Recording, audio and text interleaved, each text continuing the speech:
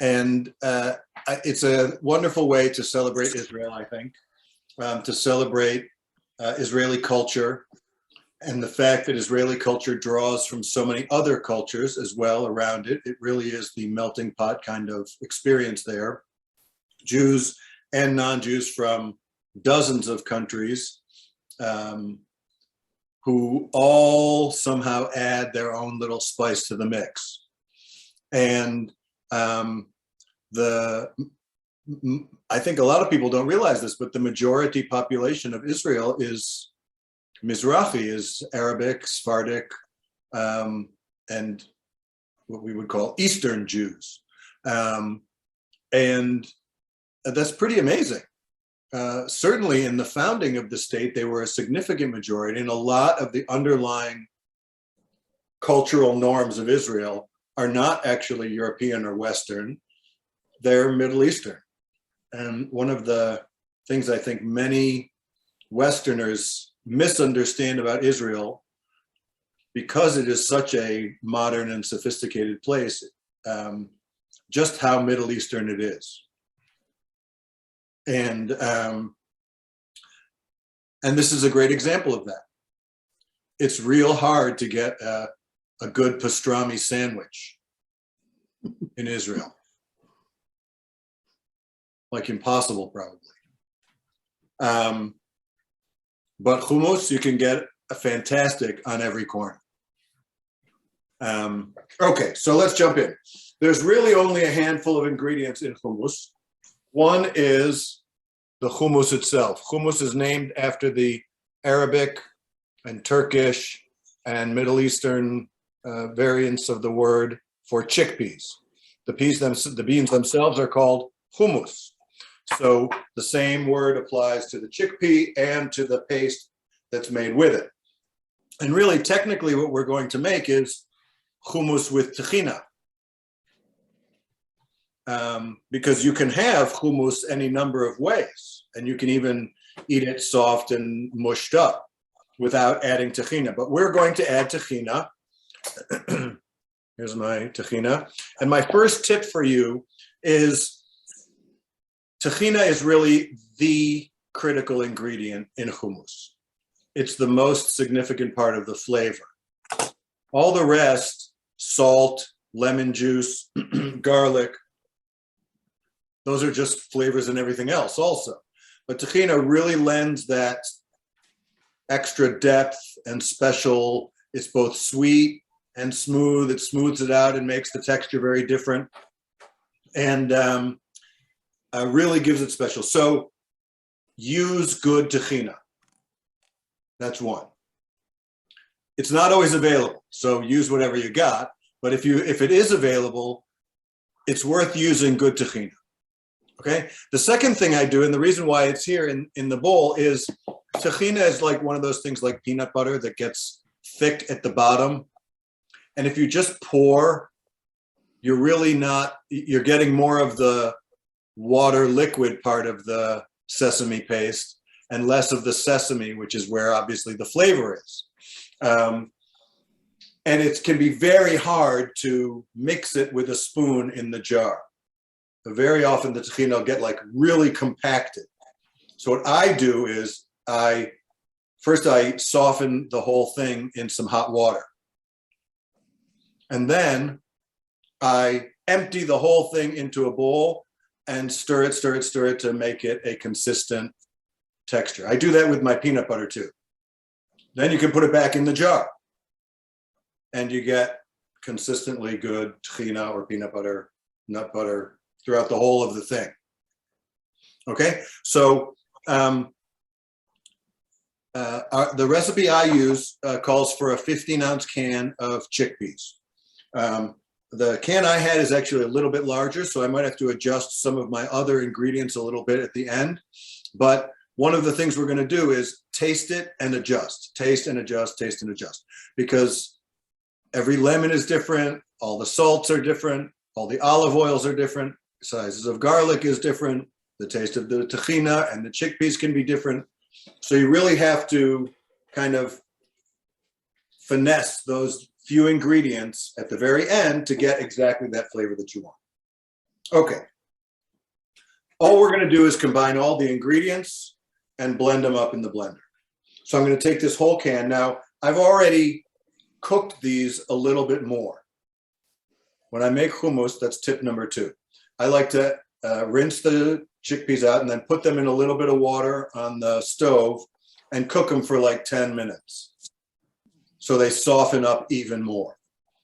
Very often canned chickpeas are cooked just enough because they're expecting you to use them in some stew or recipe like that. So I cook them, you don't have to cook them a lot more, but just enough to soften them up. Okay?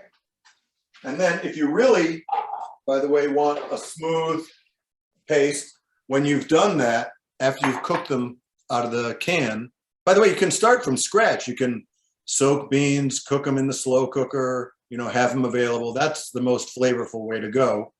But you got to really plan ahead by a day or two. You can also pull the little skins off of the chickpeas, rinse them in water after you cook them, and pull as many of those little skins as you can. It's kind of a hassle, but it doesn't take that much. It's just a few minutes, and it really does make the hummus a lot smoother. Do I discard the liquids from the can? Yeah, I generally do. I know there's sort of 2 schools, but I pour the liquid out and then I rinse them. You can save the liquid. You can save a little of the liquid. Joanna's chiming in that she saves a tablespoon of the liquid and uses that for some of the water that you'll use in the hummus. Or you can save it in fancy gourmet talk, they call it Aquafaba, which is the water from boiled chickpeas. And you can use it to make, it's like an egg substitute because chickpeas also have that protein in them that eggs have. And so if you whip it, it will become meringue. You can use it as a thickener in baked goods, things like that, if you want it. This time I just discarded the water, boiled them up and discarded that water, and put the whole can right in the Cuisinart. Now, I'm going to take a 1/4 cup each of water, olive oil, and tahina. 1/4 cup, a 1/4 cup, a 1/4 cup.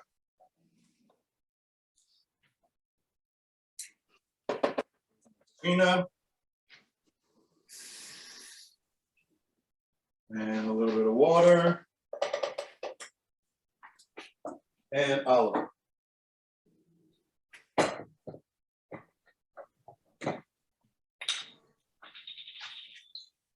It's a whole 1/4 cup.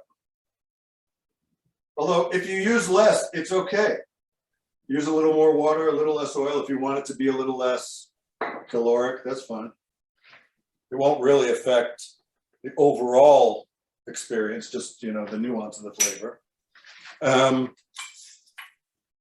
2 cloves of garlic. I'm going to peel them and I'm just going to toss them in. I only use the 1 can of beans because I'm sort of the only one in my house who eats it when I make it. So I want it to be fresh. It only lasts a handful of days. So I usually only make a single recipe. And then I cut the garlic up and toss that in there. I'm going to take about 3 tablespoons of lemon juice, or about 1½ lemons squeezed. And I squeezed it before, and I'm just going to eyeball it. You can always add a little more later, but you can't take out that lemon flavor, so don't add too much right away. And then I'm going to put in about 1 teaspoon of salt. Again, you can put a little less in if you want to make it a little lighter on the salt.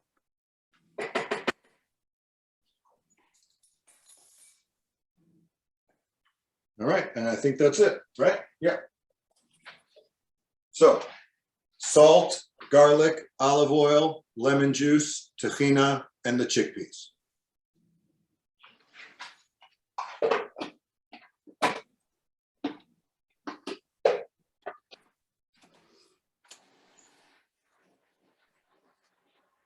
let it go for a little while.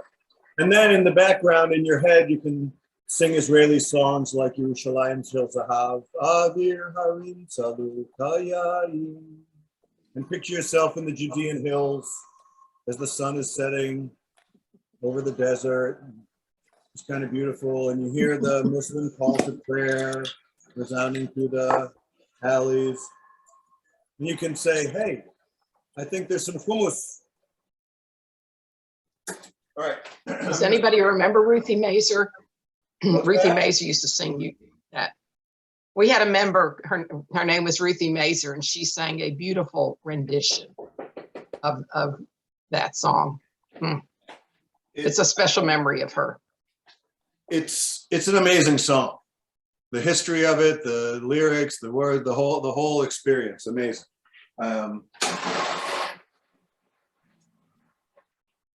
You can't really overdo it, by the way, because you really want it to be smooth. Rabbi, I'm still putting the tahini in the bowl. So, okay, good, because I have a fresh jar that I'm just dumping into the bowl to mix. Okay, So give me the measurements again. It's 1/4 cup of tahini, 1/4 cup of oil. And 1/4 cup of water. Okay, so should I use the liquid from the beans? Yeah, sure. Yeah, there's no harm in that. But is it salty? It depends on your beans. Okay. Usually beans have some salt Right. added to them, but probably not a lot. Okay. Just add a little less salt than a teaspoon. Right. That's what I'll do. Right. Okay. Because you can always add. Yeah, I'm behind you. So, all right. Okay. That's all right. Okay. All right. Now, I'm going to taste it and see how it is. Okay.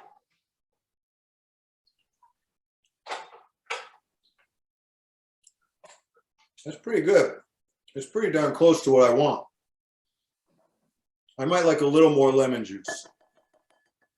And so I think I'm going to add a little more lemon juice. And I'm going to add a little more olive oil. You don't use cumin? Well, hold on. I'm getting to spices in a second.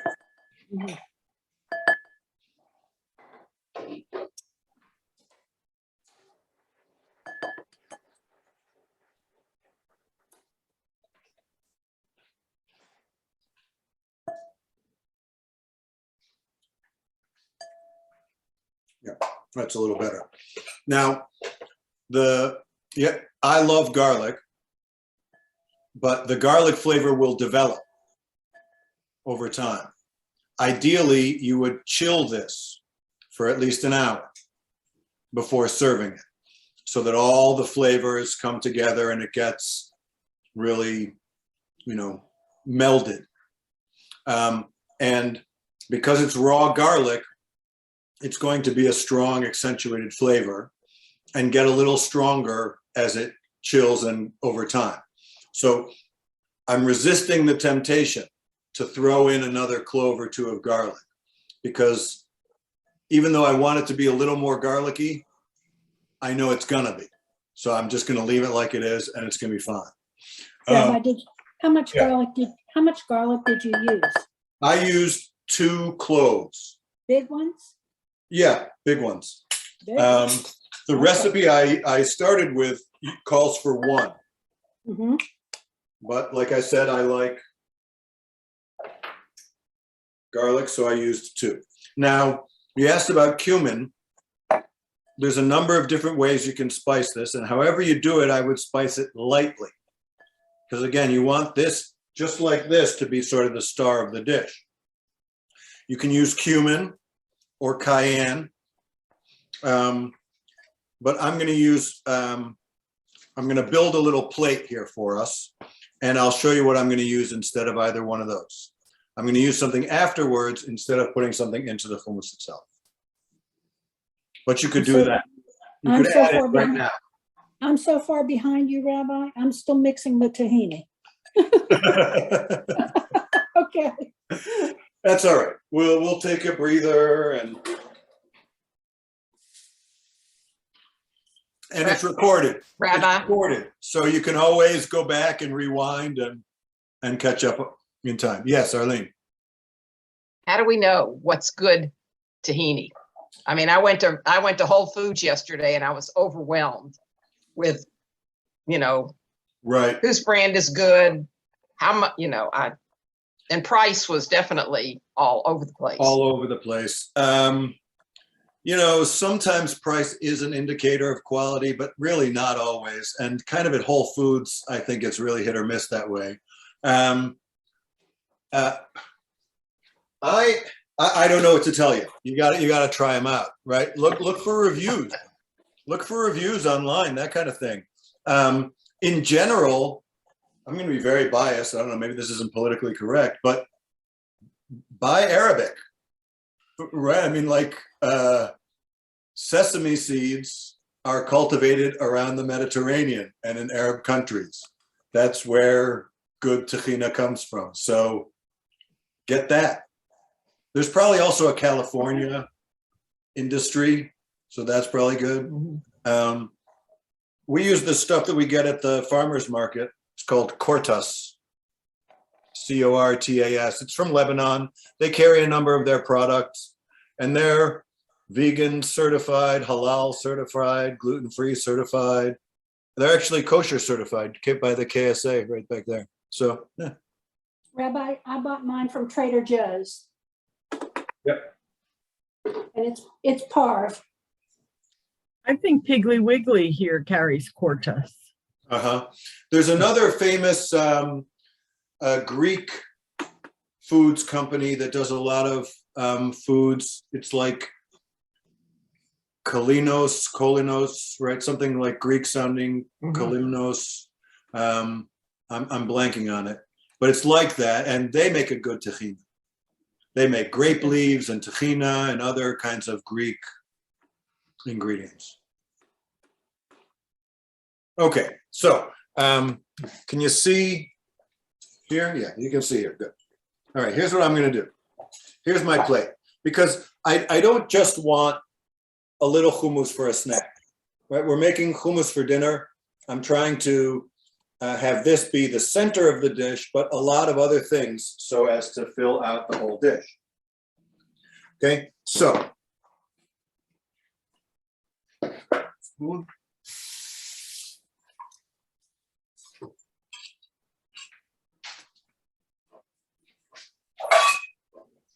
So I'm going to take a large spoon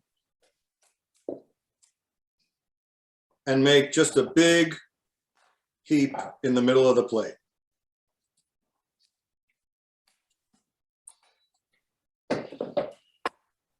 And I'm going to kind of spread it around nice and even. Rabbi, are we pretending that you've already chilled this, so this would actually be an hour later? Correct. I mean, there's nothing wrong with it now, but it will taste richer and more matured aging for chilling for an hour. And I'm going to make Excuse me. Yep. Okay, so I've got the tahini and the chickpeas and the garlic in the Cuisinart. Right. 3 tablespoons of lemon juice, right? Yes. And some salt and some pepper. Salt. I don't use any pepper, just No salt. pepper. Okay. Yeah. And how much oil? A quarter? A quarter cup. Okay. And then of the liquid, was that also a quarter? The water, the oil, and the tahina are all a quarter cup. Thank you. Excuse me. I'm sorry I interrupted you. Nope, no problem. Okay. Now, so there's how we're going to start it out. I've made like a little circle with a little bit in the middle and a little bit around the edges. All right. And I'm going to take a little bit of tahina that I've mixed together with water. Everything that I added to the hummus, I add to just the tahina to make a tahina dressing. Just like when you get a tahina dressing at a restaurant and it looks lighter and thinner, that's because it's water, lemon juice, olive oil, salt, and garlic. And I'm going to add, and I mix that with a little bit of tahina. Basically, you just start with a couple tablespoons of tahina. Add the lemon juice and olive oil and salt, mix it together, and then slowly add water till you get the consistency of paste that you want, of dressing that you want.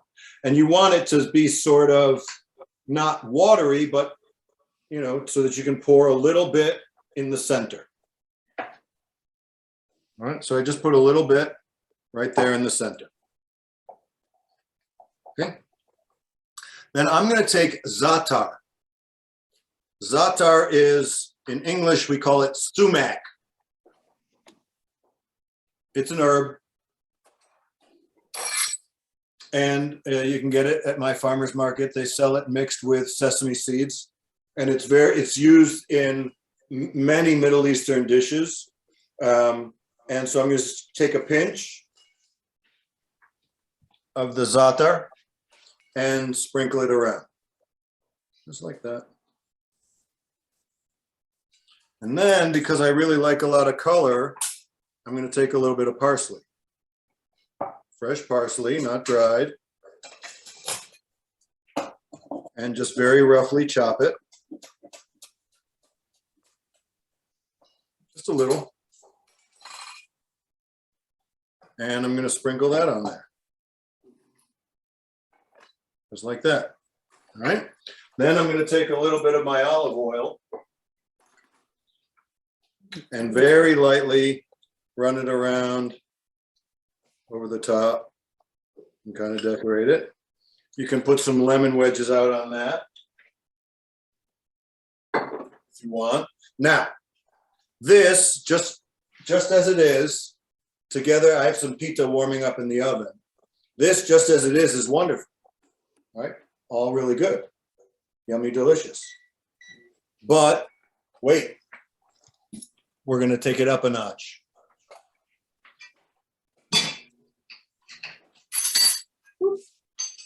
On the stove, I have a can of fava beans. I bought a can of fava beans, already prepared. Also cortas, but there's others. Just cooked fava beans. And I, again, cooked them additionally in the pot with a little bit of water, a little bit of lemon juice, a little bit of garlic, and a little bit of olive oil. And then as they got soft, I mashed them a little bit. Just a little. Just enough. Drain off the water and take a nice heaping pile of cooked fava beans right in the center. Hummus with ful. In Arabic, fava beans are called ful, F-U-L. And it's a very popular dish to add warm cooked fava beans to your hummus. Then, if you really want to sort of kick it up even additionally a notch, you can add a little bit of green. I have a little bit of cucumbers, some peeled slices of cucumbers, or maybe some green olives. Like that, right over there in the corner. And then, oh, you can't see, sorry. I'm gonna put a little cucumber, little green olives in there. Then, why not kick it up an additional notch? What is hummus without a little bit of falafel? So I made a boxed falafel. You don't have to make it from scratch. I made a boxed kind. It's actually delicious. It's all natural ingredients in the box. No reason not to make it that way. Add a couple of falafel balls. And then if you really want to take it up a notch, really the tradition in Israel on Yom Ha'atzmaut is not so much hummus and falafel, but is barbecue. People cook on the grill. So you take a couple of kebabs and put them on there too. Wow. And then you pull your pita out of the oven where it's all nice and warm.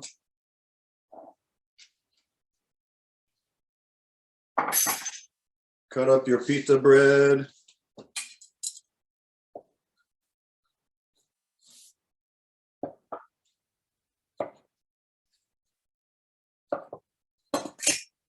Serve that on the side.